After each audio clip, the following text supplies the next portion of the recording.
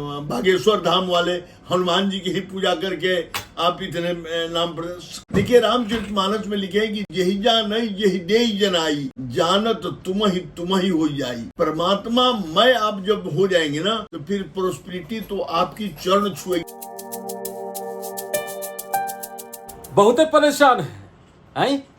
बहुते परेशान है, समझ में नहीं आ रहा है क्या करे क्या न करे। प्रोस्पेरिटी के लिए, समृद्धि के लिए, सुख के लिए, धन के लिए, वैभव के लिए किस मंत्र का उच्चारण करें जिससे धन का आगमन हो, धन लाभ मिले, प्रोस्पेरिटी मिले, समृद्धि मिले, सुख मिले, शांति मिले, सब कुछ मिले। तो उसका उपाय इस वीडियो में बताया गया है। थोड़ा सा लंबा हो गया वीडियो, लेकिन पूरा वीडियो देखिएगा तो बहुत सारा कंफ्यूजन जो है लाइफ का वो आपका ठीक होगा। प्रणाम बाबा। खुश रहिए बाबा। प्रोस्पेरिटी के लिए कोई मंत्र होता है क्या? देखिए बहुत से मंत्र हैं और सभी मंत्र अपने अपने आप में शक्तिशाली हैं, महान हैं, उनकी शक्ति कम नहीं है। ऐसा है? हाँ ऐसा है, लेकिन एक बात दिमाग में रखना है कि टांग खींचने वाली शक्ति को पहले आप न्यूट्रलाइज कर दें। आपके मंत्र जो जप करने जा रहे हैं तो पहले आप ये देख लें कि आपके साथ कोई निगेटिव ऊर्जा तो नहीं कोई काम करे, कोई निगेटिव ग्रह तो आपको प्रताड़ित नहीं कर रहा है, आपका पीछा नहीं कर रहा है, उसका आप एंटीबायोटिक दे दें और तब मंत्र करें, है ना। और बहुत सारे मंत्र हैं, हर देवता के अलग अलग मंत्र हैं। तो पहले तो आप एंटीबायोटिक बताइएगा। हाँ तो अब वो तो हम जानेंगे कि किस आदमी के कौन से ग्रह से प्रताड़ित हो रहा है, कौन सा ग्रह उसका पीछा नहीं छोड़ रहा है। अच्छा, है ना। हाँ। तो उसको पहले जान लेना है, उसके बाद आप मंत्र, जैसे मान लीजिए कि आप भगवान विष्णु का आप मंत्र चाहते हैं प्रोस्पेरिटी के लिए तो ओम नमो भगवते वासुदेवाय। दुर्गा का चाहते हैं तो ओम ऐं ह्रीं क्लीं चामुंडाय बीचे, है ना। हनुमान जी का चाहते हैं तो ओम हंग हनुमते नमः। सुंदरकांड का भी पाठ आप पढ़ सकते हैं। इस तरह से भगवान शिव का चाहते हैं तो ओम नमः शिवाय तो है, महामृत्युंजय मंत्र भी है, ओम त्र्यंबकम यजामहे सुगंधिम पुष्टिवर्धनम उर्वारुकमेव बंधनान् मृत्युर्मुक्षीयमामृतात्। कहने का मतलब है आप श्री सूक्त का पाठ कर सकते हैं।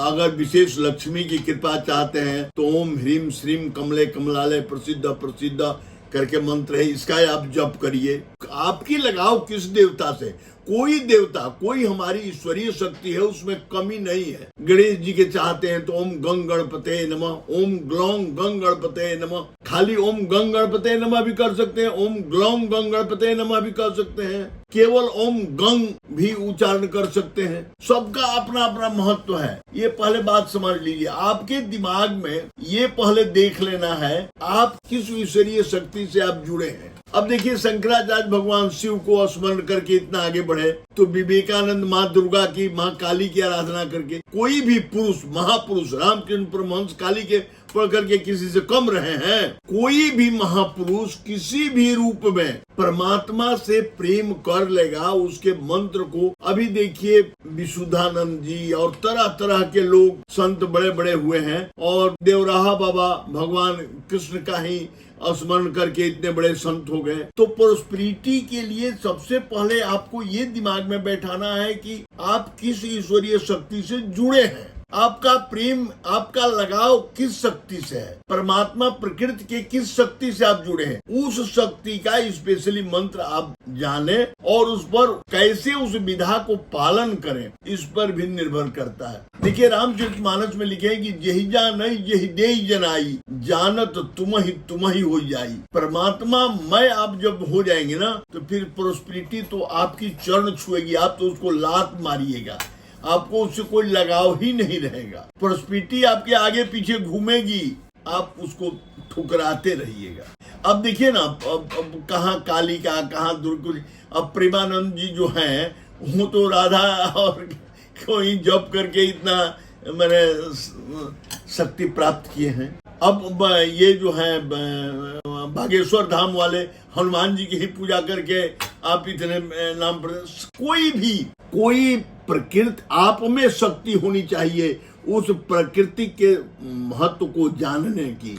तो मंत्र तो ठीक है, आपने बताया एंटीबायोटिक जानना होगा कि कौन सा निगेटिव एनर्जी आपके साथ लगा हुआ है। हाँ। तो जब तक मिलेंगे नहीं तब तक वो होगा नहीं। किसी भी ज्योतिर्वेद से मिलेंगे तभी होगा। हाँ। लेकिन एक चीज तो इसमें बताया जा सकता है न कि जो भी मंत्र उनको श्रद्धा में लगता है कि वो श्रद्धा पूर्वक कर सकते हैं, हाँ। तो उस मंत्र को कैसे जपें, कहाँ जपें, कब जपें? देखिए जपने हाँ मैं बता देता हूँ। उस मंत्र को जपने का एक समय होना चाहिए। कोई भी एक समय आप निश्चित कर लें। बेस्ट जो है, सबसे सुंदर समय संधि बेला माना जाता है। संधि बेला जैसे रात खत्म हो रहा है, सूर्य दिन उग रहा है, ये संधि हुआ, जो ब्रह्म मुहूर्त जिसको कहते हैं। दिन खत्म हो रहा है और रात्रि आरंभ करिए, संध्या बेला।